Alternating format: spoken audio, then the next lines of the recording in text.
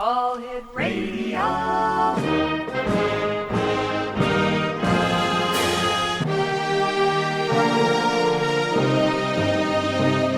Welcome to the X Zone, a place where fact is fiction and fiction is reality. Now, here's your host, Rob McConnell.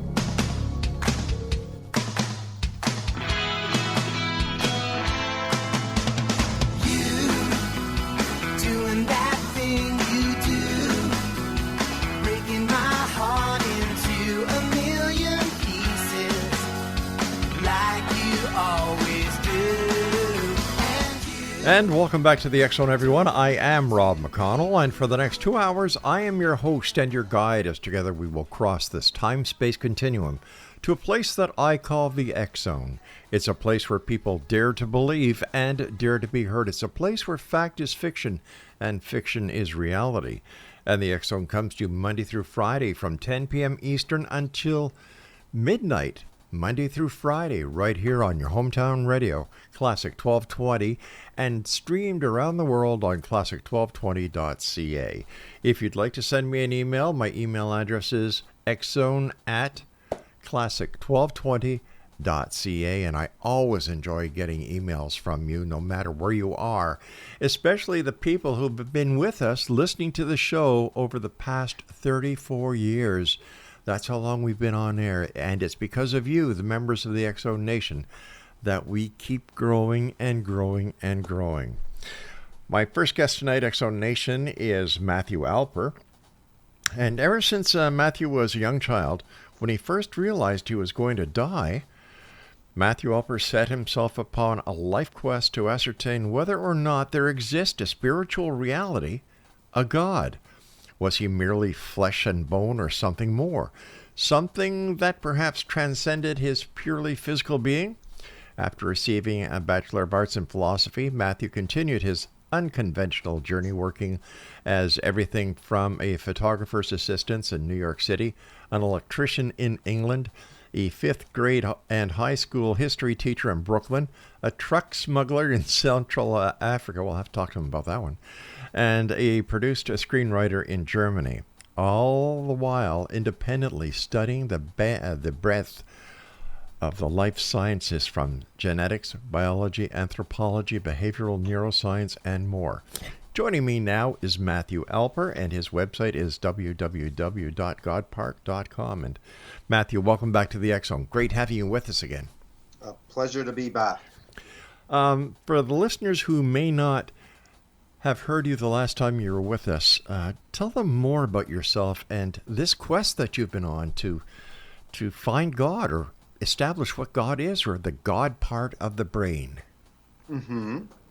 Well, I mean, pretty much as you said it in the introduction, ever since I first conceived of my mortality, the notion of not existing for all eternity was kind of terrifying, and certainly enough motivation to get me asking questions and to try to figure out if it was even within my capacity to figure out whether or not I'm a spiritual or a purely physical being. Obviously, these are two separate outcomes. If I'm a physical being, then, ashes to ashes, dust to dust, right, I will cease to exist forevermore.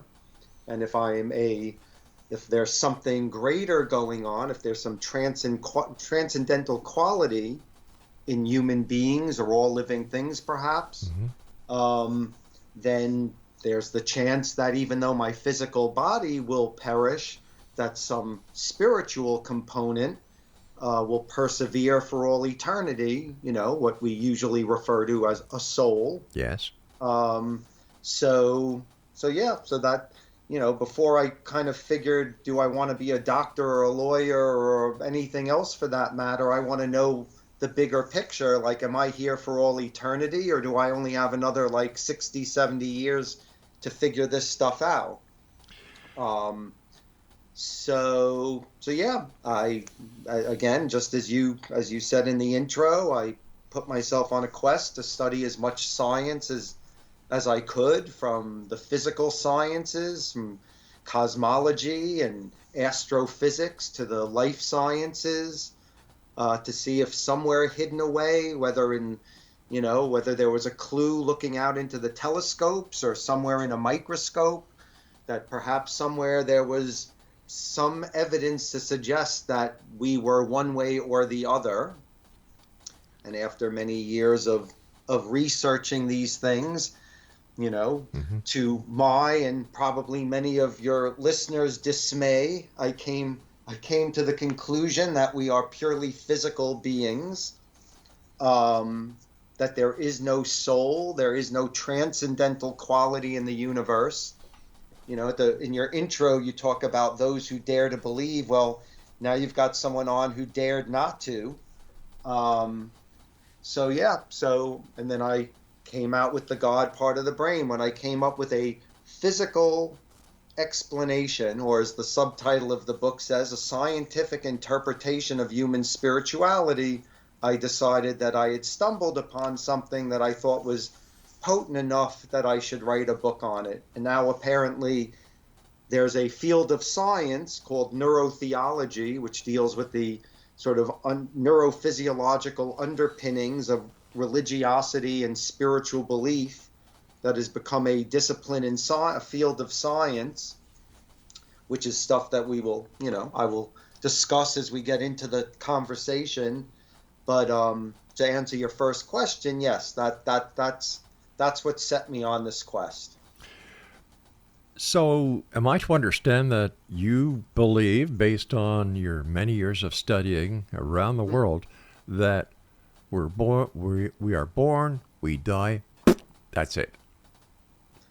Well, I mean, actually, it can be simpler than that. We don't even have to necessarily die and that's it. Because if we're talking about we consciousness, the important part of who we are, that could even be altered within our lifetime. We don't even have to die. We can get hit in the head or develop Alzheimer's or a tumor in our brain, and our alleged soul, that core of consciousness that we would like to believe will exist forevermore, can deteriorate even within our lifetime. So if we're talking about consciousness, we don't even have to die.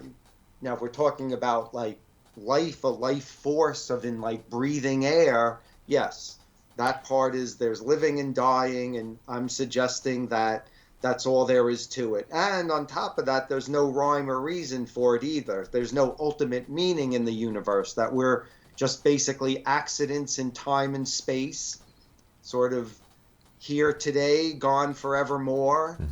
And, that's pretty much the story behind it. Matthew, what physical evidence, if any, is there to support such a hypothesis? So the first clue for me coming up with the core concept behind the God part of the brain, which I will now describe to your listeners. So basically, essentially, what I'm suggesting is there is no God, there is no supernatural reality, there's no transcendental quality, there's no paranormal realities. Basically, everything that I would put into the auspices of magical thinking, I'm suggesting, is nothing more than the manifestation of how our brains process information and compel us to believe in these magical elements. And I write about it as a coping mechanism, an evolutionary adaptation that emerged in our species to help us survive our unique awareness of death, to deal with existential anxiety, the horrific knowledge that only humans possess, that no matter what we do, everything we know and love, including ourselves, is going to perish, and there's nothing we can do to prevent it. So the first clue came in what I call the sociological explanation, the sociobiological, that is. So according to standard evolutionary theory, if there's a physical trait that's universal to a species, it's genetically conceived. So for instance, it's not an accident that all humans have a nose in the middle of their face. We're genetically conceived that way. It's in our DNA. And the same holds true whether we're talking about the pattern on a monarch's butterfly, butterfly wings, not an accident that they all have the same pattern. It's in the DNA. And again, you could apply that to any universal trait. Sociobiology, a science created by Edward O. Wilson, a two-time Pulitzer Prize winner, and who used to be the head of the zoology department at Harvard before he passed, essentially created a field of study called sociobiology, where he said the same principle applies to universal behaviors. It's not an accident that all dogs bark and cats meow and beavers build dams. They're wired that way. It's an inherited instinct. If you take a kitten away from its mother at birth and raise it by humans, it's still going to grow up to meow. It's not a learned behavior. It's inherited. It's in their wiring. So, and since all behavior is generated from the brain, that would suggest that somewhere in all cats' brains, there must be a specific region, what we could call the meow part of its brain, from whenceforth, they have this capacity to meow. So in the case of humans, for instance, every human culture has language, suggesting we're a linguistic animal, that it's not an accident, that it's probably part of our hard wiring, that this is genetically conceived, suggesting there must be parts of our brain, what we would call language centers in the brain. And with the help of neuroscience, we know about the Wernicke's area, the Broca's area, the angular gyrus, parts of the brain that are specific to our linguistic intelligence. If you damage one of those parts, you'll suffer what's called a linguistic aphasia, some incapacity to either communicate or comprehend language. So I applied these principles to the fact that every human culture, no matter how isolated, has believed in some form of a spiritual reality, has prayed to various deities, to beings, has believed in a soul. Every culture has a word for soul or spirit. Every culture disposes of the deceased with a ritual, whether it's a burial ritual or some type of funerary rite, like the burning of the dead. But every culture has a ritual by which we dispose of the deceased with a rite that anticipates sending that person's spirit to the next world. So these are universal beliefs, universal characteristics in human nature, suggesting that it must be genetically inherited, that these are inherited traits. Just like a cat meowing or a dog barking, humans believe in gods. And again, I write about it as it being an evolutionary adaptation, a coping mechanism to help us survive our unique awareness of death. So that, for me, was the first clue while studying anthropology and realizing that the world over, human beings have this propensity to believe in spiritual and supernatural beings, to believe in the paranormal, to believe in ghosts and apparitions. All of these various beliefs spring up in every single culture. And every culture creates a mythology, a belief system around their transcendental, whatever they're believing in. They create a mythology.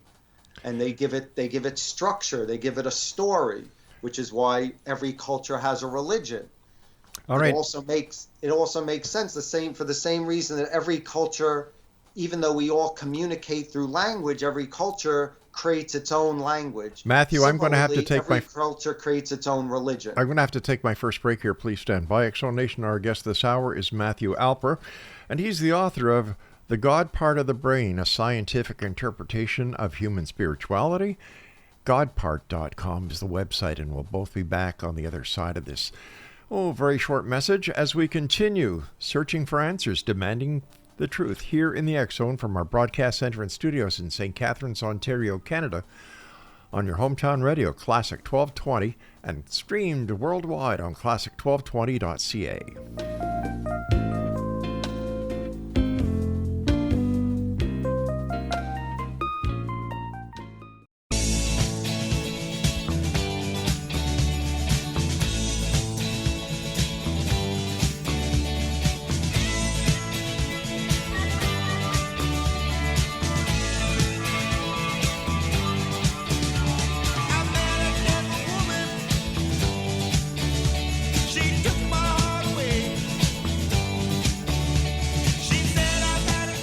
And welcome back, everyone. That's Backman Turner Overdrive. You ain't seen nothing yet. I'm Rob McConnell. This is the X Zone, a place where people dare to believe and dare to be heard Monday through Friday from 10 p.m. Eastern until midnight, right here on your hometown radio, Classic 1220, and streamed around the world on classic1220.ca. My guest this hour is Matthew Alper, and he is the author of, listen to this, it's a very unique title, The God Part of the Brain, a scientific interpretation of human spirituality. And his website is godpart.com.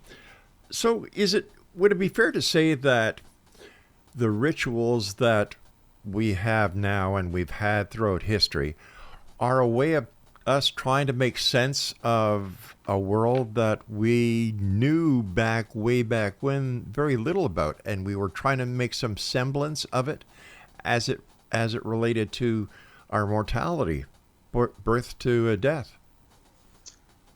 I mean, I believe that was sort of part of the motivation, but personally, I believe that the primary, sort of impetus behind the selection of this adaptive trait was essentially self-conscious awareness.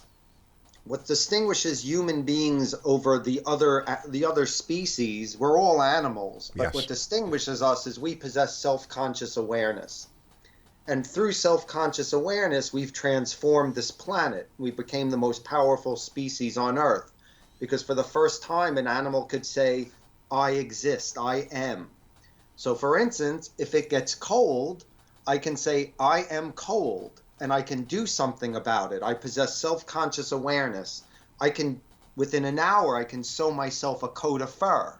Whereas every other species on Earth, if let's say another ice age were to come, they would have to passively sit back and wait through a series of generations, perhaps millions of years, to develop a thicker coat of fur. Humans, on the other hand, we've transcended the process of natural selection.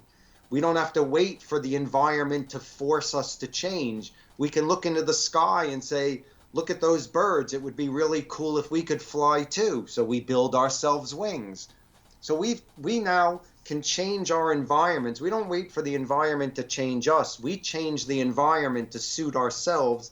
And that's because we have self-conscious awareness. However, I'm sorry. No, go ahead, sir. I'm sorry.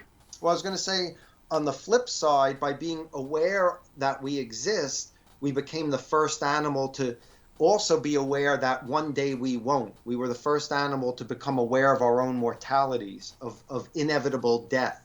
And the existential anxiety that created was so overwhelming that I believe it forced the selection of parts of our brain, adaptive selection that compels us to believe in these magical things, in supernatural elements through which we can have a sense of that maybe we're connected to the supernatural. Maybe we're somehow we transcend the physical through our spirits, and therefore live, even though we know as a fact that the body will die. Now, if it just came down to needing an explanation, that would be one thing, but that is not the exclusive reason.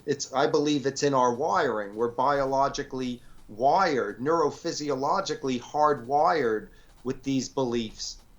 And if it were as simple as just needing an explanation, that would sort of contradict the fact that we now live in the age of science. We have explanations. We know that when it rains, it's not because Zeus is peeing on us. Right. We know about condensation and evaporation and the motions of the atmosphere.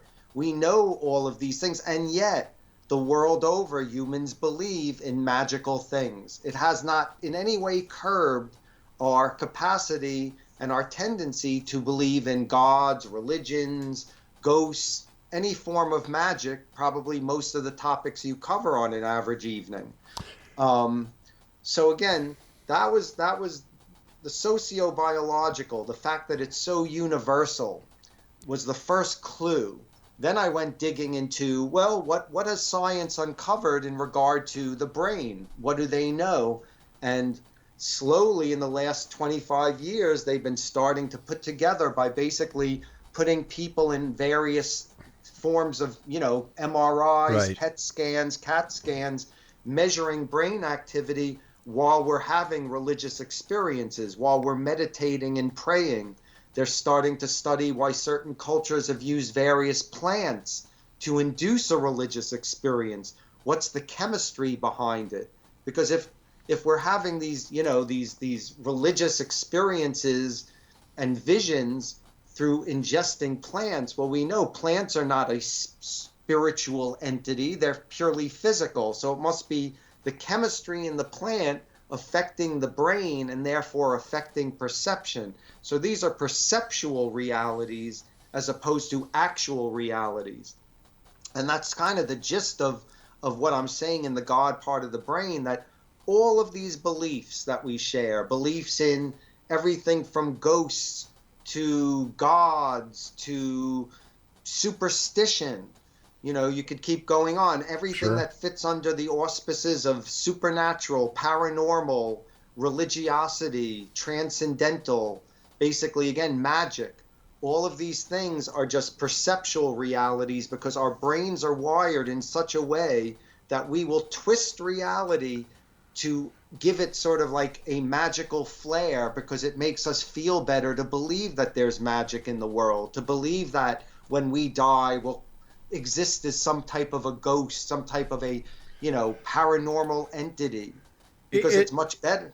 It's much nicer than believing that that's it. We're, you know, we're gone forevermore and our lives never meant a damn thing. Is it possible that the brain has been hardwired to react this way as a mechanism to cope with death, and it's part of the grieving process? Well, it's sure it's part of the grieving process. Well, what it does is it softens the blow. A parent loses a child. You know, it's got to be an incredibly painful experience. Yes. And now, however, due to our biology, that same parent is comforted in the fact that they believe with all their heart that their child now is existing in another realm. That person, little Timmy or whoever, is not really gone, just his physical form is gone. And that's the comfort behind it. You distinguish between two separate instincts, the spiritual instinct and the religious. Can you elaborate on that? So what, you know, essentially there's two things going on, which is why some people describe themselves as very religious but not that spiritual, and other people are very spiritual but not particularly religious. And they're actually instincts that are coming from two separate parts of the brain.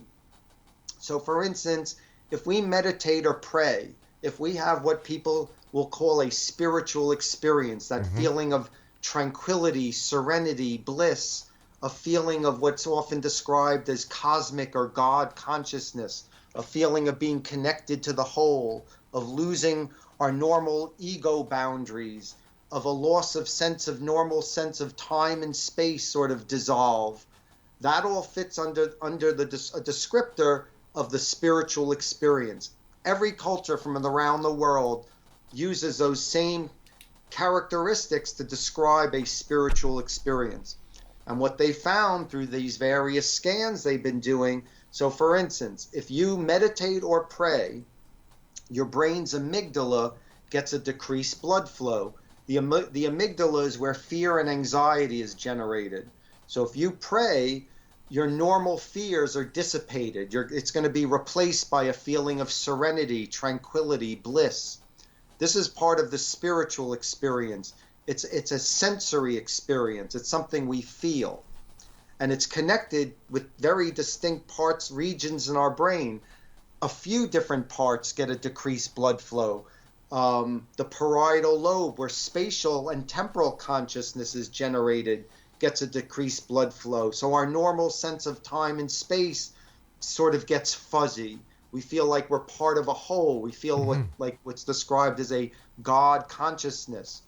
Your prefrontal lobe gets a decreased blood flow. That's where ego, that's where identity is basically generated in the brain. So your normal ego boundaries dissolve. You know, I, Matthew, become sort of a softened version of me. and I feel now connected to the whole because my normal identity, my normal sense of self sort of dissolves in that experience. So it's a sensory experience, spirituality, whereas religiosity is a tendency of humans to join up with some type of dogma, some type of belief system, to adhere to a mythology, to adhere to some what we would call a religion, which comes with a variety of norms and customs, of rituals, which give us a sense of meaning and purpose in life. It gives us a sense of community. We're bonded with others. Whereas a spiritual experience can be very individual. The religious experience usually takes place in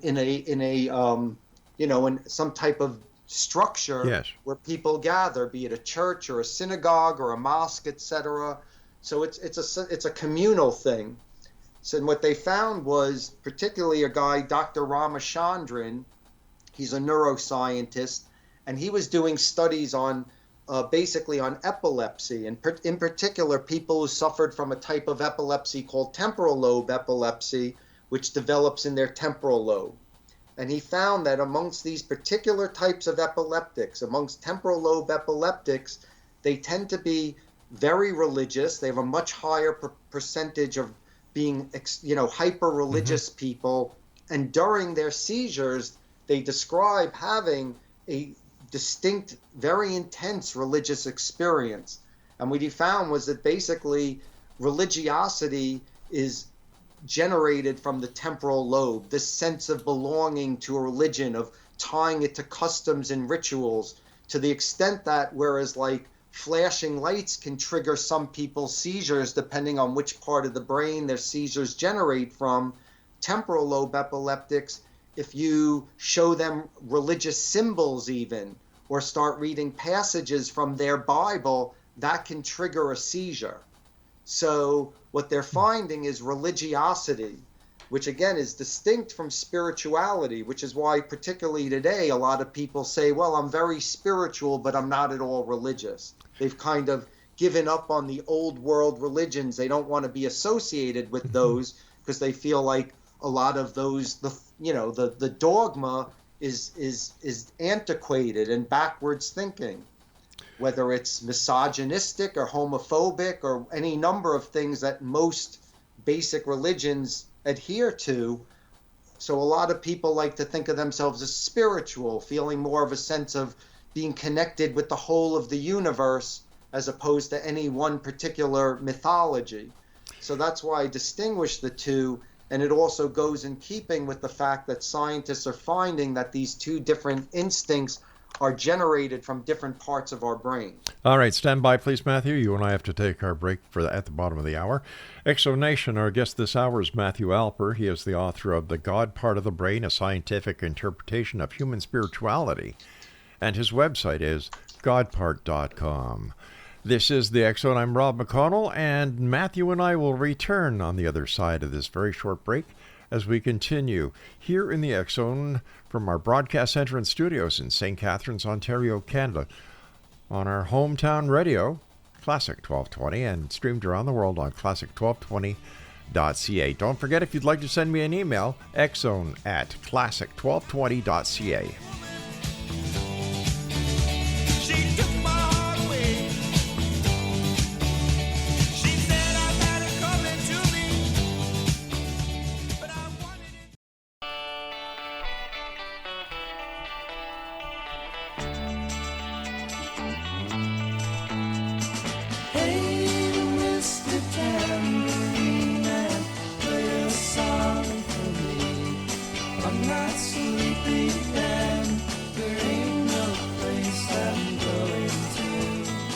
And welcome back. This is the X Zone. My guest this hour is Matthew Alper. He's the author of The God Part of the Brain, a Scientific Interpretation of Human Spirituality. And his website is godpart.com. And you're listening to us right here on your hometown radio, Classic 1220, and streamed around the world on classic1220.ca. Matthew, how would you explain near-death experiences? You know, people who claim to see God and have a religious epiphany when close to death. Mm-hmm. So I addressed that question in the book, which is why there's a chapter called Near-Death Experiences. And yes, it's certainly a phenomena that takes place in every culture, regardless of what gods people pray to. They seem to have these experiences they describe as sort of a interaction with their deities or supernatural entities when they're on the brink of death. And what the neuroscientific research has been showing, because they're investigating this from a scientific perspective, and what they're finding is that essentially what are described as near-death experiences are triggered by a neurotransmitter called glutamate. Glutamate is a neurotransmitter that is secreted in the brain when the brain is not getting enough oxygen. So if you have a heart attack, if you're bleeding out, your brain's no longer getting the normal amount of oxygen it should be getting, it starts to secrete glutamate. And when they've done it in labs, and essentially an alternate substance, a synthetic version of glutamate, is ketamine. And they've also done experiments using ketamine on people. And what they do is they seem to trigger the same, basically the effects of a near-death experience, which are all physiological in nature. So for instance, when you have a near-death experience, when glutamate is injected into the brain, it causes the optic nerve to flare. You will see a white light. So essentially, all of the descriptors of a near-death experience, of seeing a white light, of going through a tunnel, of having an experience, an exchange with your God, the mere fact that we believe in so many different religions and gods, one would have to say, well, it's not possible that all of the gods from the beginning of our existence have been real. So whereas in the Middle East, in their near-death experiences, they're seeing Allah, and in Christian societies, they're seeing Jesus or God. In ancient Greece, they were seeing Zeus or any number of their deities. If you go to India, where they practice Hindu religion, they might be seeing Ganesh or Shiva or Vishnu or any number of, of their gods. They're certainly not going to see Allah or Jesus. In some of those societies, they might not even know who those people are. So again, essentially what they're finding, and I lay out all of the scientific studies that corroborate what I'm saying in the book, which is essentially it can all be broken down like all religious and spiritual experiences. Near-death experiences represent yet another example of where these things can be broken down, that all of the descriptors of these experiences can be reflected in our biology, in our neurophysiology, essentially. So when was the first time that near-death experiences actually became a phenomenon? I remember years ago, no one talked about near-death experiences. Then all of a sudden, bang, they're on the marketplace. Is it because that the awareness of the New Age genre and the open search and quest for a deity or a god was more profound than at any other time in history? No, I think it's just these things have been going on throughout all human history. It's just that, it's only in the last maybe 50 years that we have TV and mass media and information travels at a different pace than it used to. But, you can go back to Paleolithic man. Humans are the same species we have been for like the last 200,000 years. So even when we were a nomadic animal, before we had written language, etc., people have been having all the same experiences, the same beliefs that we do now. So maybe in the past, whether it was in ancient Greece or ancient Egypt or any other society, when people would describe these experiences, they were considered mystics or prophets, or they were considered mad or maybe, fed to lions, who knows. But everything that happens now has been happening throughout our history. Humans have been experiencing the same sort of sense of religion, the sense of awe, a belief in the supernatural, notions like good and bad luck, have gone back to the beginning of our animal. It's just that we don't have recorded history. We didn't have like written language until the Phoenicians, until we had symbolic or even, going back to hieroglyphics. But prior to that, from 200,000 years, for the vast majority of human existence, people had experiences. No one could write anything down. And a lot of these things are not condoned by mainstream religion. So, these people have always been considered outsiders or mystics. You don't hear the church talking about near-death experiences as evidence of God. For whatever reason, I guess they've considered these experiences either frivolous or not something to advertise. But I don't think that humans, again, I believe we're the same animal behaving the same ways that we have been from our conception. So as we evolve, are we only going to evolve physiologically? Our mental state is going to stay the same? I don't believe we're evolving physiologically. Like I said, we have the capacity. Again, if an ice age comes, other animals might develop a thicker coat of fur. They might develop more layers of fat to protect them from the cold.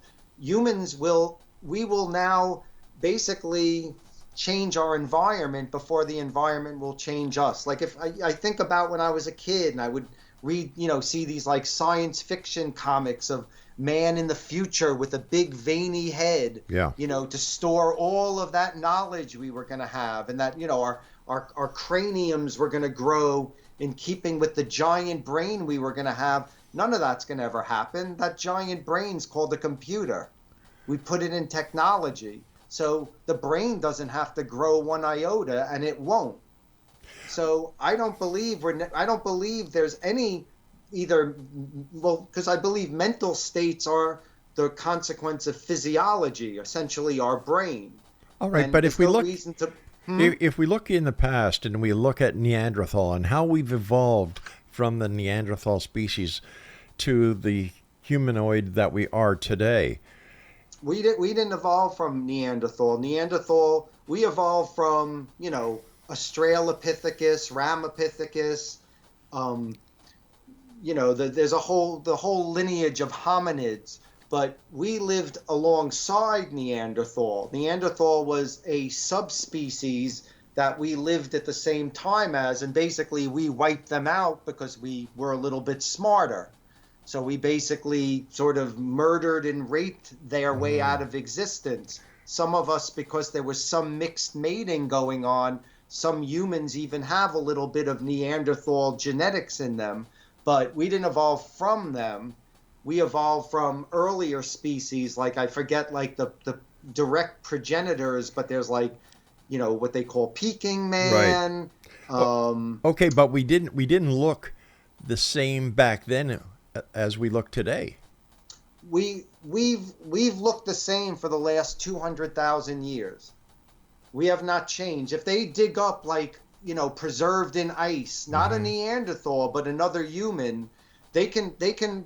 I was just at the Museum of Natural History, and they now have technology where they'll find like a jawbone from like 10,000 or 20 or 50,000 years ago, and they can reconstruct what that person looked like, and they look like someone you'd be riding next to on the bus. Then how come when we go to museums or we see science books, they show the evolution from what appears to be an ape-like creature to the person that we are today? Is science wrong? Right, because what you're talking about goes back. So hominids, we evolved from the primates. Right. And what was called the hominid line. It started with an animal called proconsul.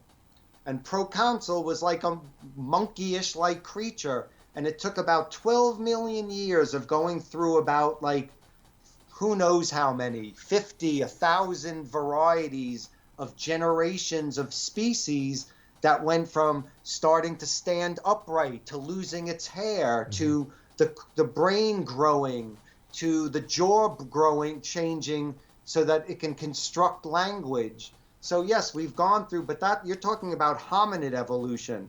That took place in the last 12 million years.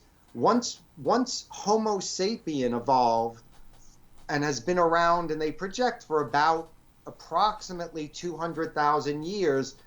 From that moment on, we've been humans. If we could go back in time and take like a human born 100,000 years ago to some primitive tribe and take them in a time machine and bring them to the present and educate them the way we would, any child, they would end up as little Bobby in middle school. Wow. They'd be indistinguishable from anyone else in the class. Even though you don't believe in God, I'd like to know what your take is on such things as ET life. Mm-hmm. So it's a good question, and I address it. It's not a major topic in my book, but I do address it. So it's not something I could answer with certainty. What I would say is I do believe the universe is vast. I do believe that there is other life in the universe.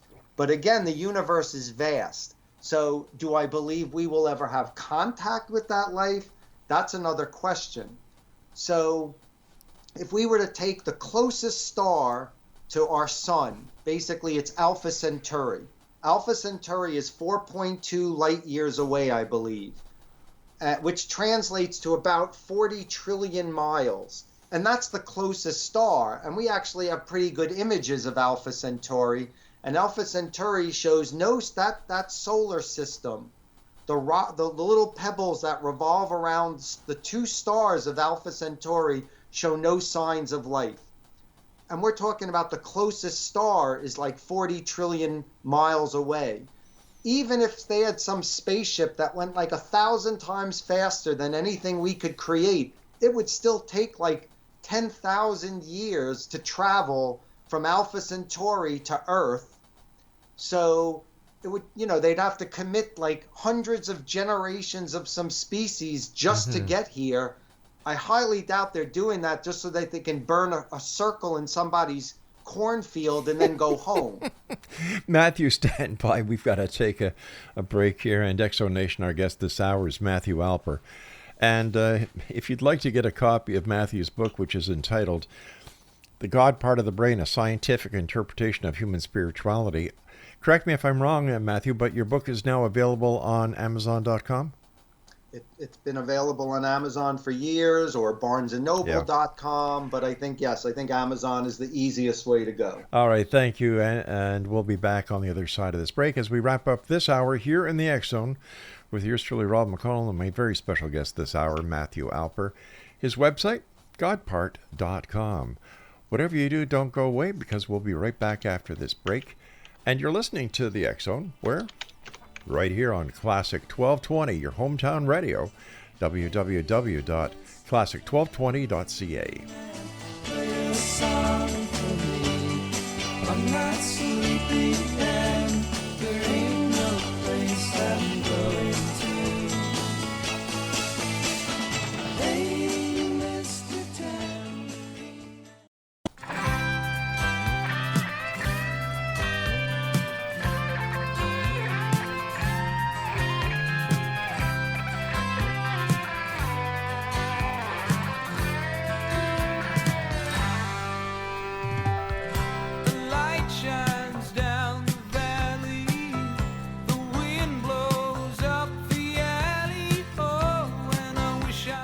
And welcome back to the X Zone. That was Chilliwack in the Arms of Mary. And in the previous segment, we opened and closed with The Byrds. Turn, turn, turn. No, Mr. Tambourine Man. I'm sorry.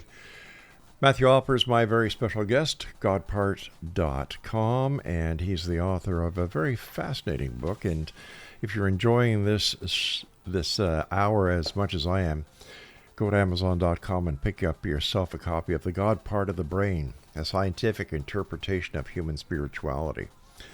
Do you think, is it possible, or what is your opinion about people who claim to see UFOs? And I loved your analogy of the crop circles, by the way. I agree with you 100%.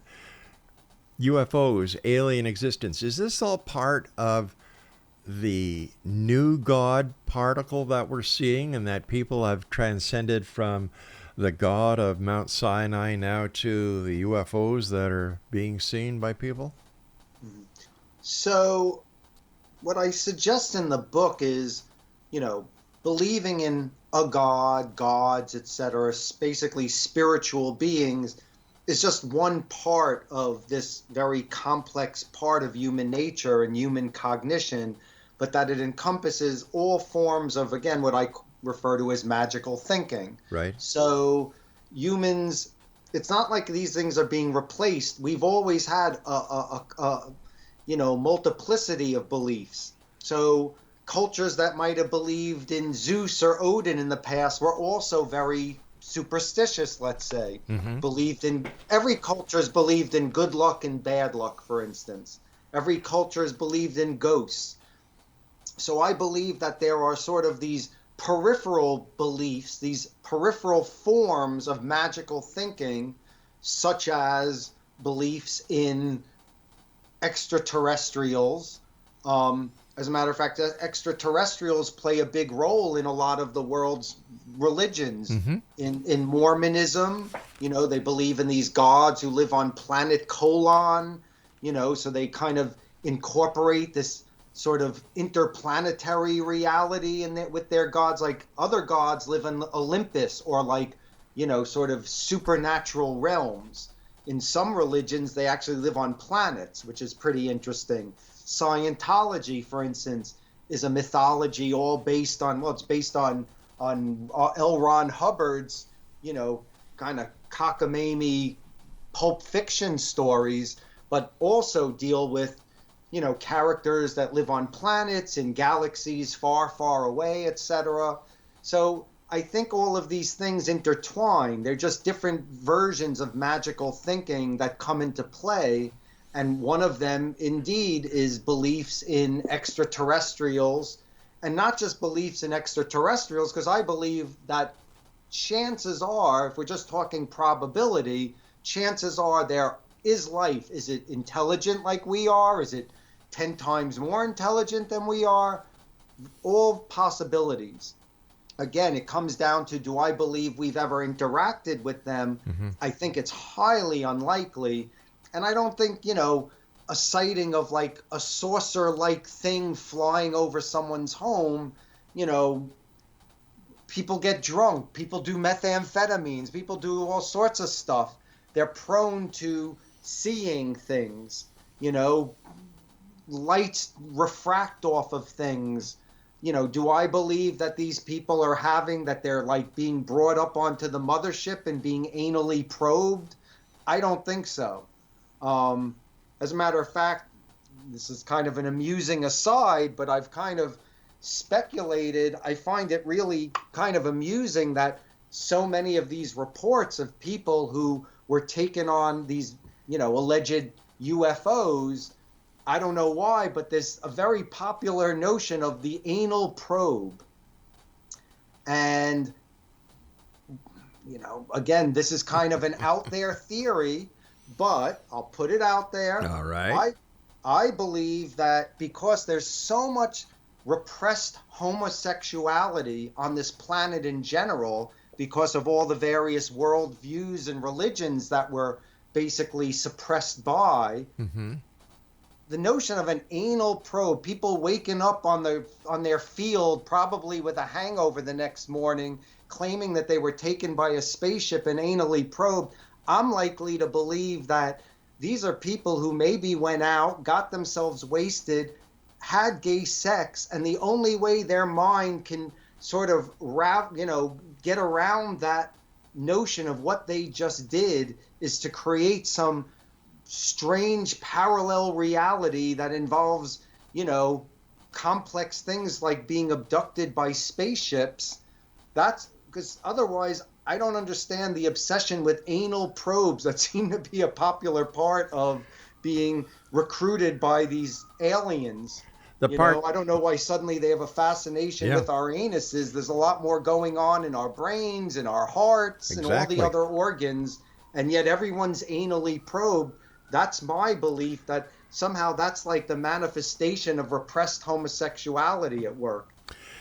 I I understand where you're coming from with that, and it does make sense in one respect, but to have had the opportunity of speaking to many, many people over the years who have claimed to have been abducted by visitors from another planet, and you hear their stories, men, women, children of all ages, of all races, of you name it, right across the board.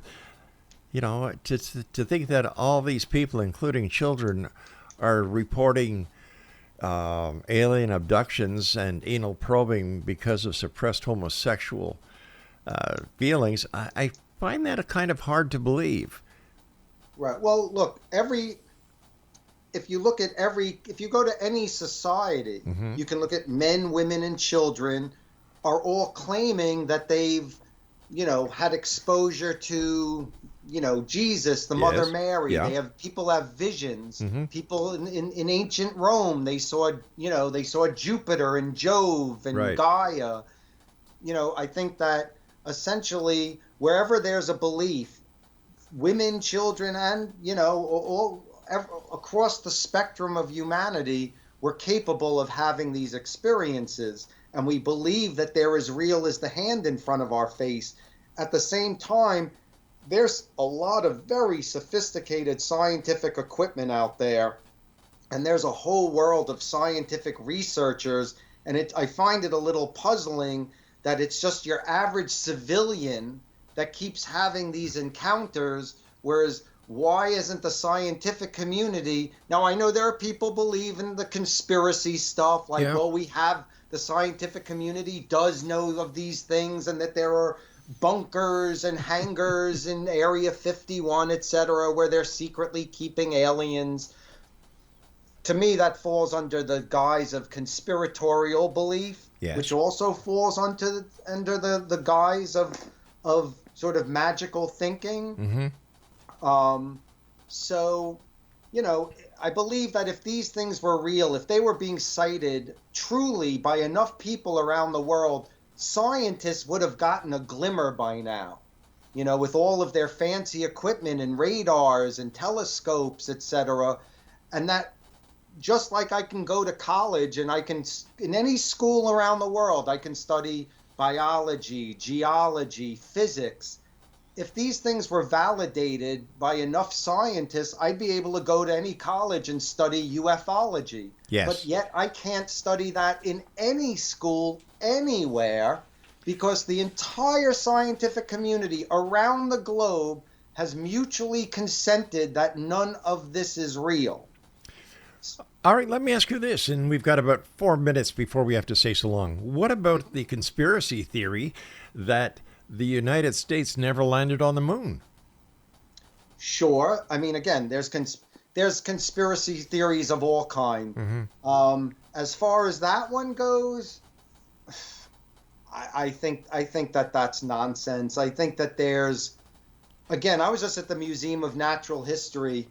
They have, and again, maybe the wool's been pulled over all of our eyes, but we had there were 13 landings. It wasn't just the one time with Buzz Aldrin and Neil Armstrong. Right. There were a whole bunch of visits to the moon by Alan Shepard, by a number of astronauts. There's pictures of them playing golf on the moon, of all of the things they brought back with them from the moon. So it would have to be a conspiracy that took place 13 times. And I also think if it was a conspiracy, the rest of the world, like China, would not be trying to put together, or India that just landed a lunar spacecraft. And again, unless that's conspiracy too, I don't think the governments of the whole world over would be trying to emulate what we did those however many years ago now, if it was all made up. So I'm inclined to believe that that's just really bad thinking, Listen, we've got about 2.5 minutes. What are your final thoughts? What are your words of wisdom for the Exo Nation tonight, Matthew? Well, I think that it would do humanity a great deal of good Because I think that what happens is we've got this biological impulse compelling to believe in these things. And unfortunately, we break up into our different religions based on what we're born into, and it creates this tribal atmosphere. And I think what it's doing is ultimately it's dividing us as a species. And I think until we drop the veil of believing in magical things and we start to accept who and what we are as a species, until that time, we're not going to work together in trying to preserve ourselves, because I think we're right now seeming to be on a crash course with a not self-annihilation if we continue in the way that we have been. So I think that if we start to look at things, perhaps be open-minded to another possibility and try to look at things with a new perspective, one that doesn't divide us into teams, otherwise known as religions and belief systems, and we adopt a more sort of humanistic approach to our existences, only then will we have a chance of surviving, basically, again, our self-annihilation. Matthew, I want to thank you ever so much for joining us tonight. It's been a great pleasure talking to you. Thank you for sharing your time with us. And I look forward to the next time we meet back here in the X Zone so we can continue this very fascinating conversation. Absolutely. Thank you for having me on. Take care of yourself, and the very best to you and yours in the new year. Likewise. Exonation, my guest this hour has been Matthew Alper. His website, godpart.com, and he is the author of The God Part of the Brain, a Scientific Interpretation of Human Spirituality. Once again, the name of the book is The God Part of the Brain, a Scientific Interpretation of Human Spirituality. That's it for this hour, Exonation. I will be back on the other side of the news in a short break as we continue here in the X Zone for hour number 2 from our broadcast center and studios in St. Catharines, Ontario, Canada. And you're listening to us on your hometown radio, Classic 1220, and streamed around the world on classic1220.ca. The X Zone is here with you Monday through Friday from 10 p.m. until midnight. And if you'd like to send me an email, if you have a guest that you'd like us to bring on, if you'd have a question that you'd like us to forward on to a guest, or maybe there's some way that we can help you reaching somebody who might be able to help you with a problem you're having within the world of the paranormal or parapsychology, send me an email, xzone@classic1220.ca. My name is Rob McConnell, and I will be back on the other side of this short break. Whatever you do, don't go away.